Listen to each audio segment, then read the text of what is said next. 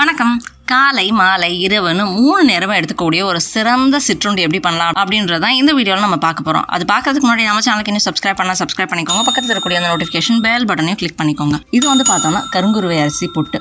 அதாவது கருங்குருவை அரிசி அப்படின்னு சொல்றது பாரம்பரிய அரிசி வகையில வரக்கூடிய ஒரு சிகப்பரிசி வகை. இந்த கருங்குருவை அரிசியில செய்யக்கூடிய புட்டு தான் இது. பொதுவாகவே பாரம்பரிய அரிசிகள் எல்லாமே நீரிழிவு மாதிரியான பிரச்சனைகள், உடல் பருமன், குழந்தையின்மை, கருப்பையில் வரக்கூடிய பிரச்சனைகள்னு நிறைய பிரச்சனைகளுக்கு சிறந்த ஒரு மருந்தாகவும் உணவாகவும் இருக்கக்கூடிய அரிசி.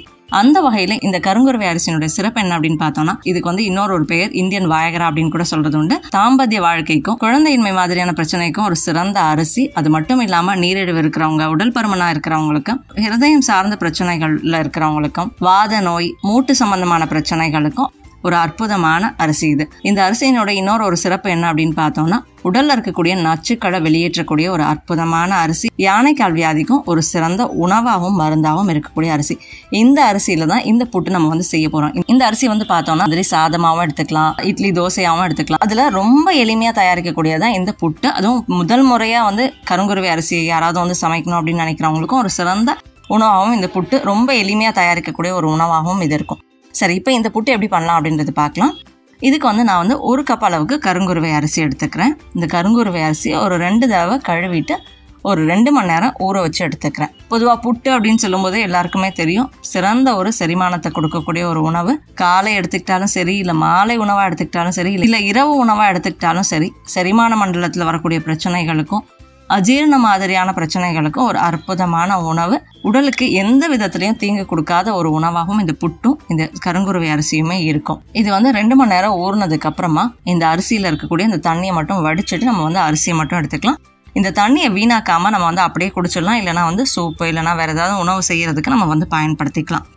இப்போ இந்த அரிசியை ஒரு 1/2 மணி நேரம் அப்படியே வச்சிடலாம். 1/2 மணி நேரம் வச்சிட்டோம் அப்படின்னாலே அதில் இருக்கக்கூடிய தண்ணி எல்லாமே வடிஞ்சு நமக்கு ஈரமான ஒரு அரிசி மட்டும் கிடைக்கும். இந்த அரிசியை நான் இப்போ மிக்சியில் போட்டு அரைச்சி எடுத்துக்கலாம். இதை இந்த மாதிரி அரைச்சி எடுத்துக்கிட்டோம் அப்படின்னாலும் நமக்கு ஒரு ஈர மாவு கிடைக்கும். நல்லா ஓரங்களில் இருக்கக்கூடிய அரிசி சேர்த்து அரைச்சி விட்டோம் எடுத்தனால நல்ல ஒரு மாவாக நமக்கு கிடைக்கும். இதை இப்படி நம்ம பிடிச்சு பார்த்தோம்னாலே நல்லா பிடிக்கவும் முடியணும். அதே மாதிரி உடச்சி விட்டாலும் ரொம்ப எளிமையாக உடைக்கக்கூடியதாகவும் இருக்கும். இதுதான் புட்டு செய்யறதுக்கான ஒரு சரியான பக்குவம். இப்போ இந்த ஈர மாவை நான் அப்படியே இட்லி பாத்திரத்தில் வேக விட போகிறேன். நீங்கள் இட்லி பாத்திரத்துலையும் வைக்கலாம், இல்லைனா புட்டு செய்கிற குழாயிலையும் வைக்கலாம், அப்படி இல்லைனா ஸ்டீமர்லையும் வச்சு வேக வச்சு எடுத்துக்கலாம்.